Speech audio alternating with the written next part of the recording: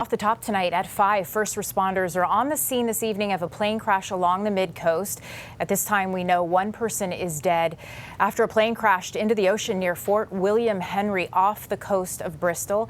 And that's where we find our Chris Costa tonight. Chris, you've been working hard there for a few hours already. Tell us what you've been seeing. So, Nicole, what we have seen, and this scene has now quieted down considerably, right? There were a lot of people who came to look who, may have been here at the historical site, Fort William Henry over this shoulder, excuse me. And then, obviously here near Colonial Pemaquid. It's all kind of part of these historic sites that are all near each other.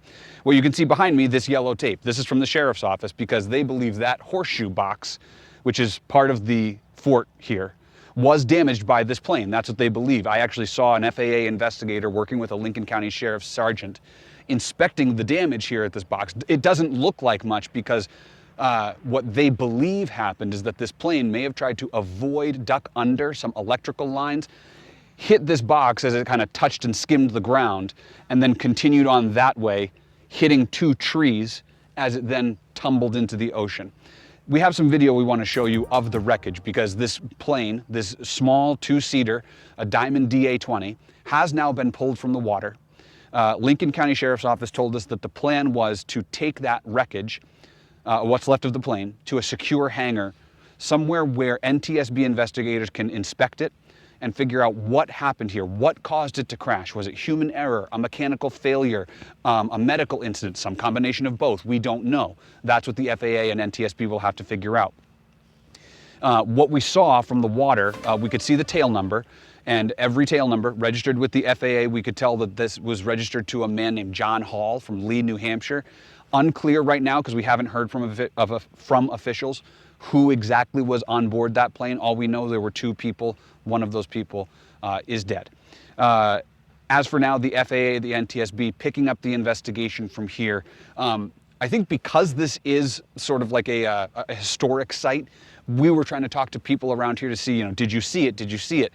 People heard about it and then came to the scene. We haven't really seen many people or encountered any people who said, yes, I saw it happen. One more thing to note, the Maine Department of Environmental Protection also here on scene for the potential, haven't confirmed this yet, potential of any fuel spill. That's common anytime there's an aircraft that makes contact with the ground or the water in some type of crash. So the DEP on scene, the FAA just left, the plane's wreckage, which we were telling you about, now out of the water, and we just saw it moments ago at the end of the 6 p.m. show, being taken away on a trailer to that secure hangar where the rest of the NTSB's investigation will continue. Lots more for us to figure out in terms of the flight path. We do know that it was coming from the Brunswick Executive Airport. The Lincoln County Sheriff's Office told us it was the destination was the Knox Regional Airport, but that it never made it there. So there are a lot of questions that the investigators still need to answer, official details that we don't have yet. But what we do know, one person dead, another person, their condition unclear. We're expecting to get some of those details from the Lincoln County Sheriff's Office later this evening. Nicole, live in Bristol, we'll send it back to you. Okay, thanks, Chris. Then again, a plane crashed in the ocean near Fort William Henry off the coast of Bristol. We appreciate your hard work.